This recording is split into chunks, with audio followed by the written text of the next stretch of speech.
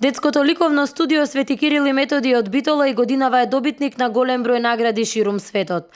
Повеќе од 70 признанија ќе завршат во рацете на малите битолски уметници, кои во текот на цела година учествуваа на конкурси и изложби.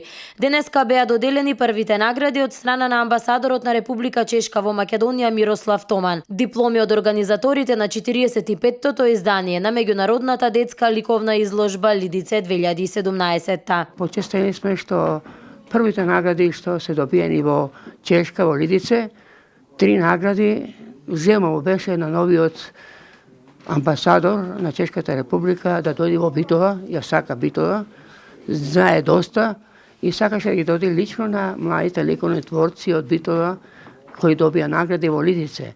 Навистина тој е воодушевен, јас сум уште повозбуден што првите награди сега ги доделуваме, а до крај на годината ќе да видиме и високите награди од другите држави кои што се добиени тука. Навистина сум изненаден од талентот на младите уметници од Битола, но и од поддршката од родителите и менторите која овие деца ја добиваат, рече денеска амбасадорот Томан.